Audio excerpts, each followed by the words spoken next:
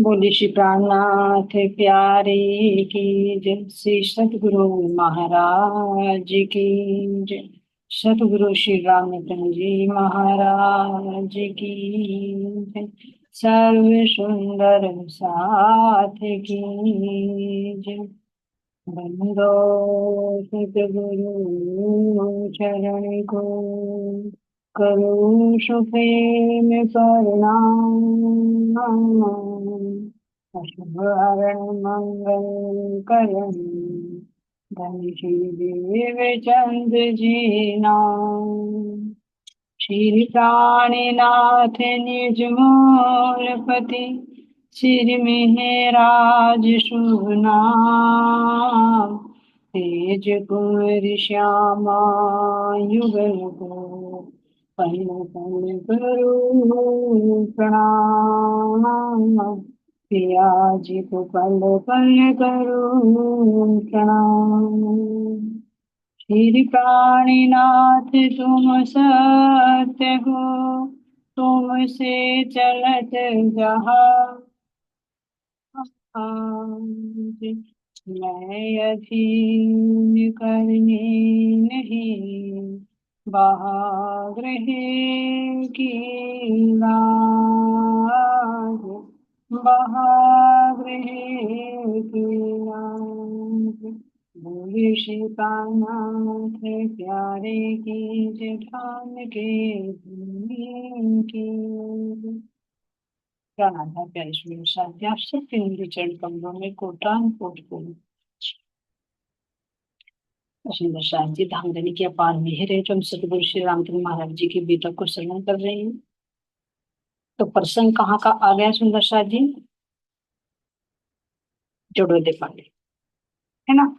मुजाहिदपुर से महाराज जी कहाँ आ जाते हैं? जड़ोदे में आ जाते हैं, जहाँ उनकी जो एक बेटी थी वो शादी विवाह लायक हो जाती है। तो वो कल श्रवण किया हमने कि किस तरह से गांव के लोग उनकी पत्नी को ताने मारते थे। हर कोई चाह तो रहा था कि भाई शादी हो जाए, गांव की लड़की है, लेकिन खर्चे से हर कोई बच रहा। लेकिन जैसे महाराज जी आ जाते हैं तो सबके अंदर खुशी की लहर दौड़ पाती है कि भाई सब अपने आ गए हैं तो अपना खर्चों का लेकिन जब गांव के लोग भी और उनकी पत्नी भी सुंदर साजी जब जाकर मिलती है तो पता लगता है कि उनके पास तो कोई कुछ नहीं है। क्यों? कुछ नहीं का मतलब क्या सुंदर साजी? बाहर का नहीं, अंदर का सौंदर्य। अब बाहर का कार्य तो बाहर के पैसों से होता है।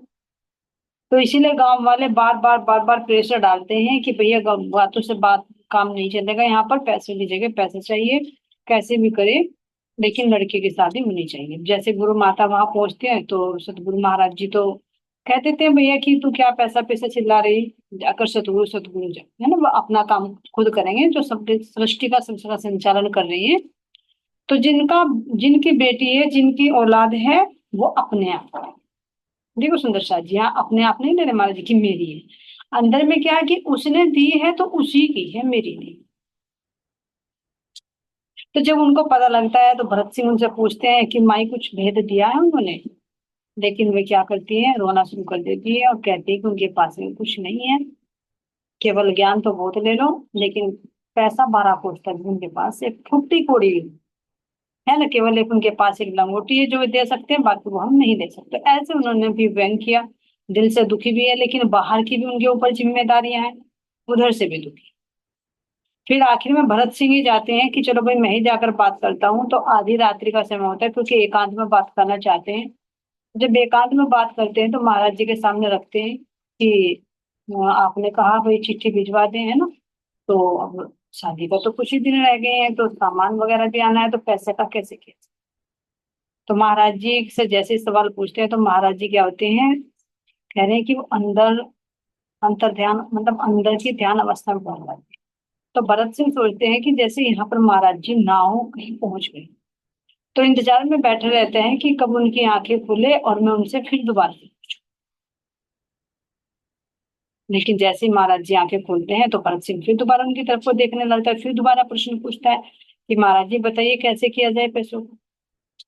लेकिन महाराज जी फिर क्या जवाब देते हैं, भैया जिसका कार्य है वो करेगा, तू क्यों चिंता कर रहा है। लेकिन फिर भरत सिंह को चिंता है, देखो सुंदर साथ जी, वो नहीं समझ पा रहे महाराज जी को, सोचे कि भाई पैसा होगा तो सब कुछ होगा। अब कुछ उम्मीद तो ये लगा कि शायद इनके पास हो, लेकिन अब ये है कि अब नहीं, उनके पास कहीं और होंगे वैसे, क्योंकि बाहर से आए। तो बार बार आग्रह करके कह रहे हैं, पूछ रही हैं कि महाराज जी कुछ पैसा धेला हो, थोड़ा बहुत कहीं हो इधर उधर तो बता दे, कुछ काम आगे का बढ़े आगे। लेकिन महाराज जी का बार बार ये जवाब है कि भैया आंखों वाला है, वो सब देख रहा है। जो उन्होंने पहले कहा था, जब महाराज जी के पास ऊँटी भी नहीं रही थी, जब भी उन्होंने कहा था कि जिसके लिए मैं घूम रहा हूँ वो आंखों वाला है, उसे सब दिख रहा है। अब भी महाराज जी यही कह रहे हैं कि वो आंखें वाला है, विश्वास कर, उसको सब दिख रहा है, वो अपना कार्य अपने आप करे। लेकिन ध्यान देना सुंदर साथ जी, अगर भरत सिंह की जगह हम हो तो हमारी भी यही हालत हो, शायद इससे ज्यादा परेशानी। क्योंकि लड़के वालों के यहाँ चिट्ठी भेजने तक की व्यवस्था, विवाह की तारीख तय कर दी गई है, पैसा हाथ में एक नहीं है, और चाचा ताऊ या गांव परिवार के लोग कोई देने के लिए तैयार नहीं है, कैसे किए। लेकिन महाराज जी यहाँ देखो, इतनी बड़ी जिम्मेदारी है ना, लेकिन फिर भी महाराज जी, राज्य महाराज जी पर कितना विश्वास है उन्हें, नर्वस नहीं हो रही। ये हमें शिक्षा देने के लिए महाराज जी गृहस्थी में वापस आते हैं, परमानंद सुंदर साहब, कि जो गृहस्थी में फंसे हुए हैं वो कैसे इसमें रहते हुए भी हिस्सा लो। उस स्थिति में तो नहीं पहुंच सकते सुंदर साथ जी जिसमें महाराज जी पहुंचे हो, लेकिन कुछ तो विश्वास, कुछ तो धैर्य हम रख सकते हैं। तो इसलिए ये शिक्षा मिली कि ज्यादा नर्वस ना हो। तो महाराज जी ने कहा है, आप करेगा करने वाला, तुम चिंता क्यों करते हो, आंखों वाले हैं वे तो सब देख रहे, विश्वास करो। विश्वास कर, वो आंखों वाला है, वो सब देख रहे हैं, वो अपने आप करेगा। ऐसे बोल कान जब पहुंचे उसके हृदय द्विधा से, ये तो अन्य आश्रय पर है, इनके पास नहीं पैसे। जो भरत सिंह सोच रहा था कि शायद यहाँ ना हो, इनके पास में पैसे कहीं उधार दिए हो या कहीं हो, वहीं पे तो पता था महात्मा जी को कि मेरी बेटी है, तो वापस लौट कर आए, तो उन्हें ये भी पता होगा कि भाई बिहार लायक हो गई होगी, तो कहीं ना कहीं तो इन्होंने पैसे की व्यवस्था कर रखी होगी। लेकिन जब महाराज जी ने कहा कि भाई वो आंखों वाला है, उसको सब दिख रहा है, तू चिंता क्यों कर रहा है, तो भरत सिंह के तो दिल की धड़कन बढ़ गई कि भैया इनके पास कुछ नहीं है, दूर दूर तक भी नहीं है, ये तो किसी और के आश्रय बैठे हैं। अब देखो सुंदर साहब जी, यहाँ कह रहे हैं कि इधर तो भाई शादी का विवाह का दिन निकट आ रहा है, इधर महाराज जी कह रहे हैं कि भैया जो आंखों वाला वो देख रहा तो वो करेगा, तो ये तो भैया बड़े भरोसे बैठे हैं। तो अब ये बड़ी आफत आ गई, अब तो गई बिल्कुल इज्जत दांव पर लगी गई। क्यों? क्योंकि हम जिनके भरोसे बैठे उनके पास कुछ भी नहीं, और ये और दूसरों के भरोसे बैठे। अब उनके अंदर और धुड़क धुड़क होने लगी, और क्या कह रहे हैं कि उनकी आंखों से आंसू निकल गए। भरत सिंह की देखो सुंदर शादी, उनकी बेटी नहीं लेकिन फिर भी कितनी चिंता। क्यों? एक पात्र, क्या ऐसी चिंता है सुंदर शादी? क्या उन पर सतगुरु की कृपा नहीं है? लेकिन ये खेल बनाने के लिए, हमें शिक्षा देने के लिए उन्हें पात्रता दी गई है, रोल दिया है, और उनसे सेवा लेनी है, क्योंकि सतगुरु की बेटी की एक ये भी कला सुंदर साहब जी, ये भी सौभाग्यशाली को मिलता है, जैसे गांधी बाई को मिला देवचंद जी, और उनके जो पुत्र थे बिहारी जी और जमुना जी, उनका पालन पोषण करते। ये भी सौभाग्य की बात है सुंदर साहब जी, नहीं तो बच्चे तो अपने भी पालते हैं, जरा किसके पालते हैं। लेकिन जो एक परमात्मा की राह पर अपने आप को समर्पित कर दे और उनके पीछे का संभालना ना, वो सेवा भी धनी के दिए होती है। वो कैसे कहीं कि धनी के हुक्म से हो रही, क्या उनके अंदर मोह नहीं है? ये मोह भी धनी ने डाला। क्यों? ध्यान देना, जब उम, उनकी जो फूल सॉरी जो उनकी पत्नी थी लीलाबाई, जब उनका धाम गमन हो गया था, लेने के लिए आए थे राज्य, तो उन्होंने पूछा था कि भाई इनका कैसे पालन पोषण होगा, तुम इन्हें लेकर जा रहे हो। तो उन्होंने क्या कहा था देवचंद जी में चले, तू इनकी चिंता मत कर, इनकी व्यवस्था मैंने कर दी। तो कहाँ कर दी थी वो राज्य महाराज जी? राज्य महाराज जी की दृष्टि गांधी बाई पर थी कि ये करेंगे इसका पालन पोषण। तो वो धनी ने ही लिया ना, उस तन को भी वो शोभा दी गई सुमोसा जी, हमारे से करोड़ों गुना बेटर है। क्योंकि ये तन चाहे किसी भी कार्य में आ रहा, सदगुरु की सेवा में तो हाजिर है। धन्य है सुंदर सा जी ऐसे। तो यहाँ सुंदर सा जी ये कहे कि महाराज जी को चिंता नहीं हो रही और भरत सिंह को इतनी चिंता हो रही है। ये राजी महाराज जी उनसे सेवा ले रहे हैं, करवाना है उनको। अब धनी के हुक्म के आगे किसकी चलती है, तो इसलिए मैं परेशान हूं। तो इतनी बात सुनकर क्या कह रही हैं कि उनकी आंखों से आंसू निकल पड़े कि महाराज जी अब तो बात बिगड़ गई, बिल्कुल बिगड़ गई। अब नहीं रही कुछ भी इज्जत, क्योंकि हम आपके भरोसे बैठे हैं, आपके कहने पर हमने चिट्ठी वगैरह सब भिजवा दी और आप दूसरे के भरोसे बैठे हो। अब भरत सिंह सलाह देंगे, क्या कहते हैं यहाँ पर, जिसके आप भरोसे बैठे उनसे करे प्रार्थना आप, बातें हैं ये दुनियादारी की जिस प्रकार चलती है ये, वैसे ही चल सकती है और तरह ना चल सकती है। महाराज जी से विनती कर रहे कि महाराज जी आप एक काम करो, आप जिसके भरोसे बैठे हो है ना, उनसे कम से कम प्रार्थना तो कर लो। एक बार आप प्रार्थना तो कर लो, विनती तो कर लो उनसे कि वे कुछ व्यवस्था कराएं। क्यों? क्योंकि ये संसार का काम है, संसार की दुनियादारी का काम दुनियादारी से चलेगा, पैसे का काम पैसे से चलेगा। उनसे प्रार्थना करो आप कि पैसे का कुछ इंतजाम करवाए। सलाह दे रहे तुम बस। अज्ञानता बस किसको? रामधनी को ही। क्योंकि उन्हें तो चोला दिख रहा है ना, वो भी झंडूरत का दिख रहा है, अंदर नहीं पता कौन बैठा है। देखो एक चीज नोटिस करो सुंदर साथ जी, बाहर का धन तो सब मांग रहे हैं, लेकिन सदगुरु महाराज जी जब घर से निकले थे क्या कहकर निकले थे कि भैया मैं परमात्मा की खोज में जा रहा हूँ, सतगुरु की खोज में। फिर सतगुरु का विरह था 9 साल तक, मुझे सतगुरु मिल गए, कुछ सत्य परमात्मा मिल गए तो मैं वापस आऊंगा, नहीं तो कहीं पर भी मर सकती। उन्होंने ये नहीं कहा था मैं धन कमाने जा रहा हूँ, लेकिन सबकी दृष्टि बाह्य धन पर है कि क्या कमा कर लाई हो। जो कमा कर लाई है उसका ग्राहक कोई नहीं बने। बाहर की संभाया मांग रहे, बाहर का तो भी नहीं देना है। तो कह रहे कि भाई महाराज जी आप अच्छा एक उनसे प्रार्थना करो कि वे हमारा कुछ कार्य कराए। क्यों? क्योंकि बाहर सगे संबंधी सब देख ले, ताऊ चाचा सब देख ले, गांव के लोग देख ले, कोई भी हाथ बढ़ाने के लिए आगे तैयार नहीं है। विवाह की तारीख तय हो गई है, तो आप उनसे कम से कम प्रार्थना तो करें, है ना। अब यहाँ पर कह रहे सुंदर साथ जी, कहो आप अपने सतगुरु से अब देरी की बात नहीं, तीर गया चुटकी से बाहर अब वह अपने हाथ नहीं, रोकर पैरों गिरा हमारे कहे श्री सतगुरु से आप, बात बिगड़ने की दर ये है सुनकर बिगड़ चुके हालात। महाराज जी से विनती कर रहे हैं कि आप सतगुरु से, जो सतगुरु कह रहे हैं आप जिनको, उनसे एक बार प्रार्थना, क्योंकि अब दिख रहा है कि बात बिगड़ने ही बिगड़ने वाली है। केवल 15 दिन रह गए हैं और 8 दिन बाद सगुन जाना है, तो कुछ ना कुछ तो खरीदारी करनी पड़ेगी, और पैसा एक ढीला भी हाथ में नहीं है तो कैसे होगा। अब तो समय बीतता जा रहा है चुटकी से, कुछ उनके साथ जी धरा हुआ समय मतलब कोई निर्धारित कर दिया जाता है तो कितनी तेजी से बीतता है समय, चुटकियों में बीतता है, पता भी नहीं लगता। अगर ये कहना कि विवाह के 15 दिन रह गए तो ऐसा लगता है कि जैसे 5 ही दिन रह गए हो। तो यहाँ सुंदर साथ जी कह रहे हैं कि महाराज जी आप कैसे भी करके विनती करिए, क्योंकि यहाँ कोई अपना नहीं है, ना कोई इसका भाई, ना कोई रिश्तेदार, कोई हेल्प करने वाला नहीं, केवल आप सतगुरु से विनती करिए। अब कह रहे सुंदर साथ जी यहाँ पर, जब बोला इस तरह भरत सिंह आंसू में आंखों में आंसू लाया, भरत सिंह तू क्या कहता है तैने भेद नहीं पाया।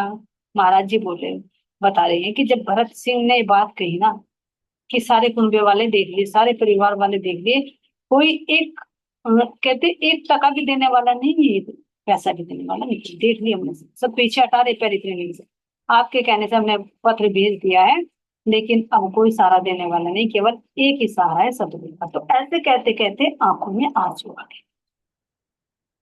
अब देखे सुंदर शाह जी महाराज जी यहाँ पर क्या शिक्षा दी गई, कितनी गहरी बात कह रहे हैं।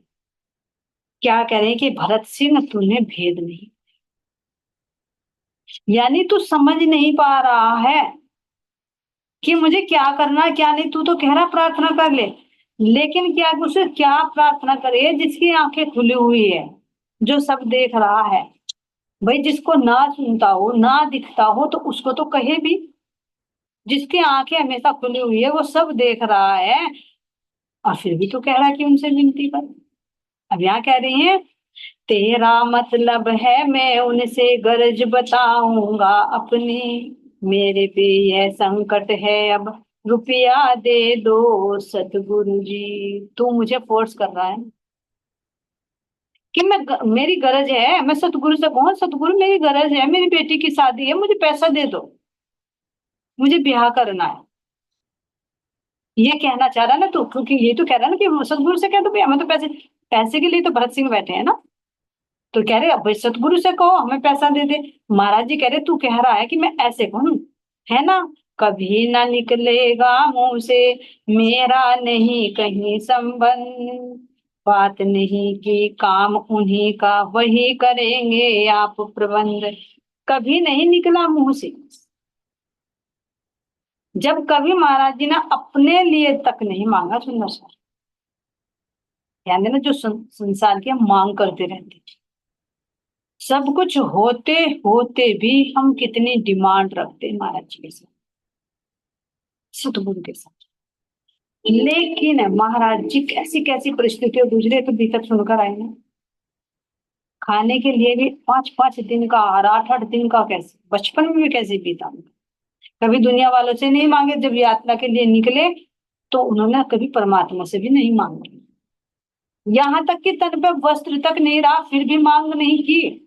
लोगों ने फटकारा कि भाई तू इतना, मतलब ऐसा सन्यासी बन गया, इतने बड़े बड़े सेठ पड़े, जाकर तेरे से एक लंगोटी नहीं मांगी जाती। तब भी उन्होंने क्या कहा, अरे उसे सब दिखता है, वो दिलवाएगा तो ले लेंगे, वो दिलवाएगा तो खा लेंगे, नहीं तो जिस हाल में रख रहा वो उठा, जो राखो तो भी मत मांगो। यहाँ सुंदर सा जी चौपाई घटे थोड़ी, चरिता थोड़ी ना। जो जो जानो तो रखो धनी तुम्हारी मैं, धनी मैं तुम्हारी हूँ, जो जानो तो रखो, जैसी तुम्हारी इच्छा वैसी रखो। तो जब कभी महाराज जी ने इतनी परिस्थिति में भी अपने लिए मांग नहीं की, तो क्या अब यहाँ रुपया पैसा मांगे। तो यहाँ कह रही है कभी मेरे मुंह से नहीं निकला, है ना, कि भाई मुझे सतगुरु महाराज जी या राज्य महाराज जी मुझे यहाँ की लौकिक धन दौलत या कुछ पैसा दे दो, और ना कभी निकलेगा। तो अब मैं यहाँ कह रही सुंदर सा जी मेरा नहीं कहीं संबंध। तुम ये सोच रहे हो कि मैं मांग करूं कि मेरी बेटी की शादी है, मेरा नहीं किसी से संबंध यहाँ, लौकिक संबंध नहीं सुंदर साथ जी, केवल धनी का आत्मिक संबंध। क्योंकि जब देह भाव से ऊपर उठ चुके, जीव भाव से ऊपर उठ चुके, आत्म भाव में आ जाता है, तो क्या फिर देह के संबंधों को महत्व दिया जाता है। क्यों दिखा रहे हैं, क्योंकि गृहस्थी में आकर हम राज्य से क्या मांगे। यहाँ तो धन की बात हो रही सुंदर साथ जी, श्यामा महारानी ने तो पुत्र की कामना की थी कि ये धर्म का कोई वहन कर सके, मुझे ऐसा पुत्र दो। लोग की कोई इच्छा नहीं की थी उन्होंने, लेकिन फिर भी कह रहे कि श्यामा जी को भी इस मांग के लिए दोष लग गया। मैं डरती हूँ, इंद्रावती कह रही मैं डरती हूँ मांगते हुए धनी से कुछ। वो तो पुत्र की मांग की थी, वो भी धर्म के लिए, और यहाँ तो यहाँ लौकिक बात हो रही है। क्यों सुन सकती, क्यों मांगना बोलना। क्योंकि यदि हम संसार का कुछ मांग रहे हैं, तो यानी हमारी भावना भी यहाँ पर जुड़ी हुई है, ये मेरा पुत्र है, ये मेरी पुत्री है, ये मेरे बेटी है, ये मेरा पोता है ना, ये मेरी बहू है, मैं इनके लिए कुछ मांग, मेरे हैं भाई, मेरा काम बन जाए गुरु महाराज जी। तो यानी हम अभी देह स्थित है। तो महाराज जी कह रहे क्या देह से संबंध है या दुनिया का संबंध है, मेरे से दुनिया के लिए आया हूं मैं अपनी रूहों के लिए। तो जो रूह फिर संसार का मांगती है, तो क्या उसकी हंसी नहीं होगी। कहते थे कि धनी तू ही मेरा सब कुछ है, चलते समय क्या कहा था, क्या मैं तुम्हारा धनी नहीं हूं, और बसते बेरब, बेशक आप हमारे स्वामी हैं। अब कौन सा स्वामी बन गया, उनसे क्या माया मांगेंगे। अगर माया की कोई भी चीज मांगते हैं तो क्या हंसी नहीं होगी, होगी। इसलिए वो गुनाह होता। तो यहाँ कह रहे सुंदर साहब जी, क्या तो मेरा किसी से कोई संबंध नहीं है, बात नहीं की काम उन्हीं का, बात कुछ नहीं, बात यहाँ की है ना, उन्हीं का काम है, और उसका प्रबंध वे अपने आप है। ये विश्वास देखो महाराज जी की। सिर पर बिल्कुल इतना माया का बोझ आ रहा है, लेकिन फिर भी अंदर में कितना धैर्य है, ये परीक्षा लेते हैं सुंदर साथ जी। राज्य महाराज जी अपनी आत्मा की देखे तो सही, माया में कितनी भ्रमित होती है, विश्वास डगमगाता है या विश्वास कितना है। जैसे होता है ना कि बच्चों को पूरे साल तो पढ़ा दिया जाता है, लेकिन फिर बाद में परीक्षा दी जाती है, एग्जाम लिया जाता है कि देखिए भैया पास है या नहीं है। इसी तरह से परीक्षा भी कभी ना कभी हर रूह की परीक्षा जरूरी है, कि पहले समझा दिया जाता है, फिर परीक्षा होती है कि देखिए उस परीक्षा में पास हो पाती है या नहीं। महाराज जी तो पूर्ण पुण्य सुदर्शन जी हमारे लिए घटना रखी जा रही है कि ऐसी सिचुएशन में हम माया की मांग कर बैठते हैं, या एक विश्वास बने रहे, या फिर छोड़कर कहीं और चले जाते हैं, भैया महाराज जी से काम नहीं हो रहा, चलो भैया साथी का काम है भाई, लक्ष्मी जी का पूजन कर ले, थोड़ा सा है ना, थोड़ा सा धन दौलत आ जाएगी। विश्वास डगमगाता है या विश्वास बढ़ाता है, ये परीक्षा की घड़ी। लेकिन महाराज जी कितने तपस्वी सुदर्शन जी क्या कह रहे हैं, क्या तू करी कराई मेरी करवाने आया है मेट, जो अब तक भी मांग न पाया, मांगे आज कहाँ यह भेंट। भैया भरत सिंह तू क्या आज मेरी सारी करी कराई को पानी फिरवाने के लिए आया है? सारी जितनी मैंने पूरे जीवन करके सतगुरु को पाया, राम धनी को पाया, और अब तू बाजी हारवाना चाह रहा है, जीत के बाजी हारी, वो काम करवाना चाह रहा है। अब तक तो मैंने माया मुझे खींच नहीं पाई, लेकिन अब तो सारा मटिया मेट करवाने के लिए आया है कि मैं सतगुरु से कहूँ, सतगुरु महाराज जी, गुरु महाराज जी मुझे पैसे दे दो मेरी बेटी की शादी है। जो अब तक नहीं मांगा आज मंगवाना चाह रहा, तो तू तो सारे करा कराए पे मेरे पानी पिलवाने के लिए आया है। तो यहाँ महाराज जी मना कर देते हैं। जो साफ कह दिया जा अब हमने, किसकी तब कहावे अब, भरत सिंह को आया चक्कर बात फंसी ऐसी बेढब, बैठ गया अब पैर थाम कर, नो नो आंसू आंखों में बहते, हम भी तब तक नहीं उठेंगे जब तक यह हल नहीं करते। अब इतनी बात सुनकर महाराज जी की तो कह रहे कि नो नो आंसू बहने लग, भरत सिंह के तो घुटने टिक गए, वही बैठ गए। इतनी बात सुनकर कि भैया इनके पास पैसा नहीं है, ये सतगुरु महाराज जी पे निर्भर हैं, और मैं कह रहा हूँ सतगुरु महाराज जी से कम प्रार्थना तो कर लो, ये प्रार्थना करने के लिए भी तैयार नहीं है, तो बड़ी बड़ी बात फंस गई। तो आंखों से आंसू बहा बहा कर वहीं पालथी मारकर बैठ गया कि मार चरणों में गिर गया महाराज जी के, कि जब तक मुझ समस्या का हल नहीं करते मैं यहाँ से उठने वाला नहीं। देखो सुंदर सचिन महाराज जी को तो विश्वास है, लेकिन भरत सिंह की सिचुएशन को देखे कि अगर ऐसी स्थिति बन जाए तो फिर वो क्या करे। कहीं कहीं तक भी आसरा नहीं दिखाई दे रहा उन्हें तो, लेकिन महाराज जी को तो दिख रहा है ना कि मेरे राज्य महाराज जी, मेरे सतगुरु महाराज जी करेंगे सब कुछ।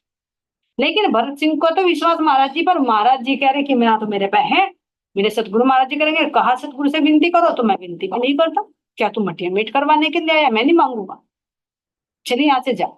अब भरत सिंह क्या करे, नहीं बैठ गया मैं घुटने टेककर कि मैं नहीं जानूंगा इस समस्या का समाधान करो, मैं जाकर क्या मुंह दिखाऊं, क्या कहूँ, क्योंकि मैंने कहा ना उनको भी जाके भैया तुम चिट्ठी विट्ठी की व्यवस्था करो, मैं जा रहा हूँ सतगुरु महाराज जी से बात कर। अब यहाँ सुंदर साथ जी कह रहे हैं, हम बोले क्यों घबराता है जब हम है मौजूद यहाँ, घबरावे तो हम घबरावे तो नाहक घबराता क्यों वहाँ। महाराज जी समझा रहे हैं, जब वो खूब रो रहा है, चरणों में गिर गिर कर जा रहा है, तो महाराज जी समझा रहे हैं कि तू क्यों रो रहा है, तू क्यों घबरा रहा है, जब हम हैं तो तू क्यों घबरा रहा है। ध्यान देना सुंदर साथ जी, महाराज जी कह रही है अगर हम भी कहीं घबराए तो महाराज जी कह रहे जब मैं हूं तो तू क्यों घबरा रहा है। यहाँ पे कोई सिचुएशन आज से आ जाती है सुंदर साथी, परेशानी में फंस जाते हैं, और कोई चाहे किसी की हेल्प ना करे, लेकिन फिर भी सांत्वना भरे शब्द बोलते हैं ना, अरे भाई चिंता मत कर, तेरे साथ में हम करें, तो चाहे कर रहे हैं, लेकिन उससे कितना बल मिलता है। तो ऐसे सुंदर साथ जी महाराज जी के बोल याद रखे कि जब कोई संकट आए तो महाराज जी के ये शब्द है कि तू क्यों घबरा रहा है, जब मैं तेरे साथ हूं। घबराऊं तो मैं घबराऊं, लेकिन जब मैं तेरे साथ में हूं तो तू तो बेकार में घबरा रहा। घबरा मत, सारे काम सफल हो जाएंगे। फिकर चाहिए मालिक को औरों का बस नहीं चल पाया, तुम तो भाई तमाशा देखो सतगुरु की कैसी माया। फिक्र तो उस मालिक को करनी चाहिए, फिर तू क्यों फिक्र में मारा जा रहा है। जिसने पैदा किया करवाया है, जिसने उसको जन्म दिया है, जिसने कॉलेज की तारीख करवाई है, तो वो करेगा फिक्र, तू क्यों फिक्र कर रहा है ना? तो औरों का बस नहीं चलता है, किसी और का बस यहाँ नहीं चलता, क्योंकि जो मालिक करता है तो वो ही होता है, कोई और करना चाहे तो नहीं कर सकता। तो इसलिए ये तमाशा है, तो इस तमाशे को देख।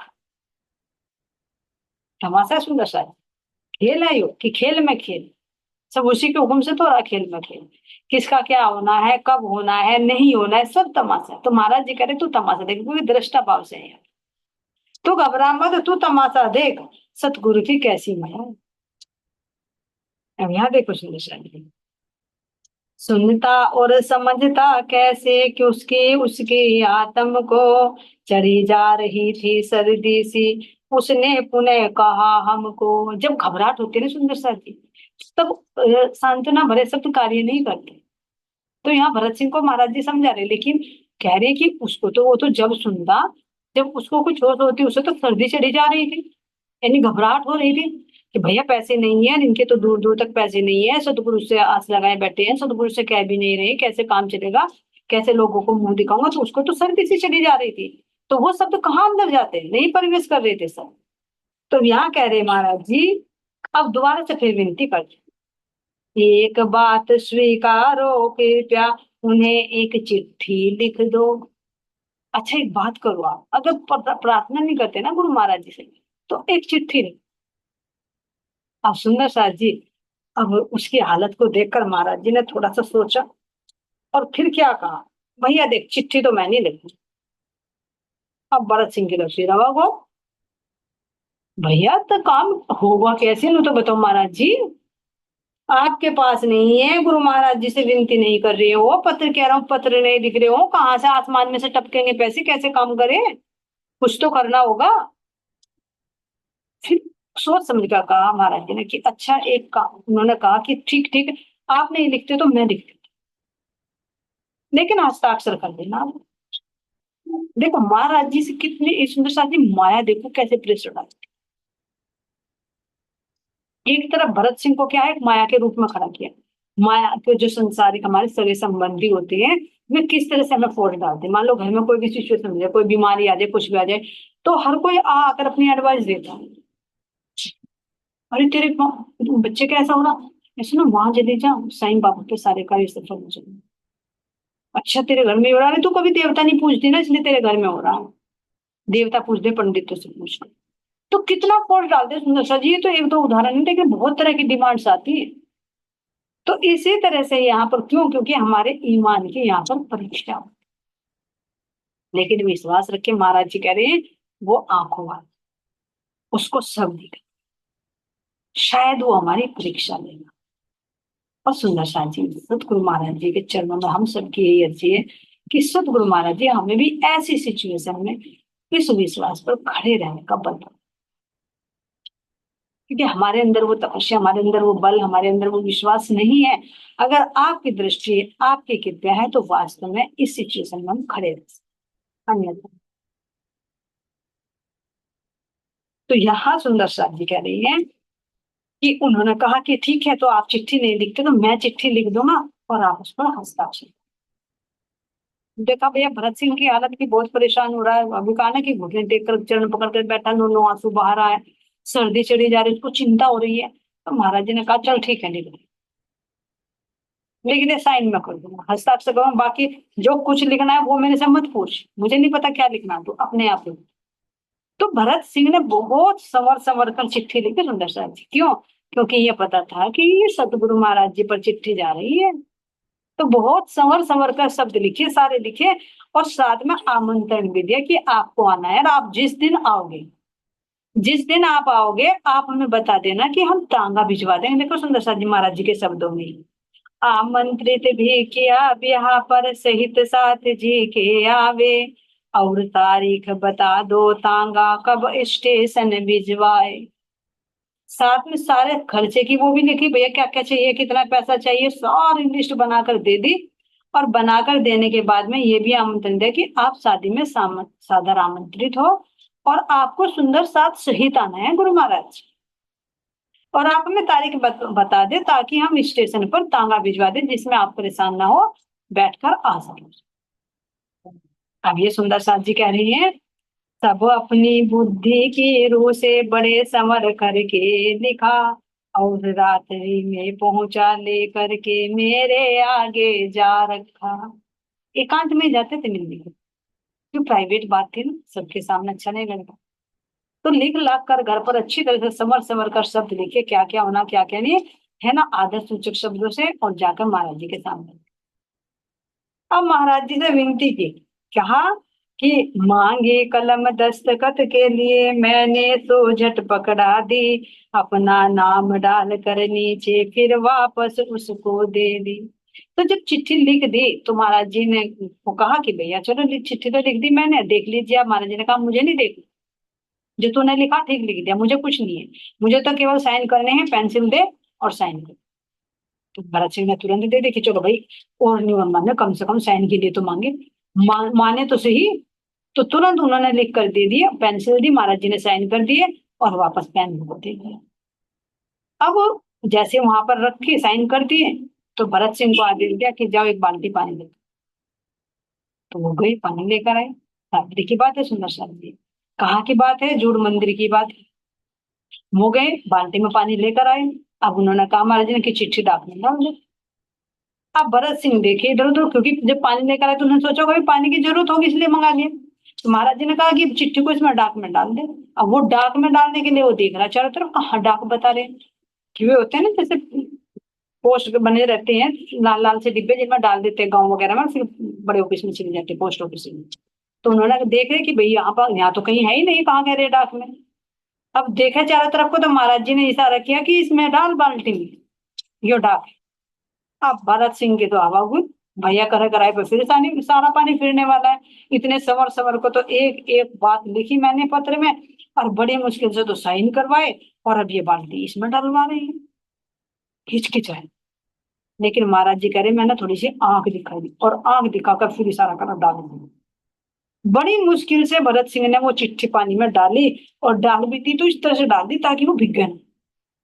लेकिन महाराज जी ने कहा इसे अच्छी तरह से डुबो, इसके हर्फ मिटो अच्छी तरह से। अब मिटो तो रहा, लेकिन करा कराए पे ऐसा लग रहा है कि मेरी तो सारी मेहनत बेकार गई, सारी मेहनत गई भैंस पानी में, बस अब तो काम बिगड़ दिया। क्यों, कह रहे हैं कि भैया ये क्या करा, पत्र लिखा और पानी में डाल दिया, ये भिजवाने वाले नहीं है, कहीं पैसा वैसा आने वाला नहीं है, क्योंकि दिख रहा मुझे तो पानी में घुल गई, सारे खत्म हो गए।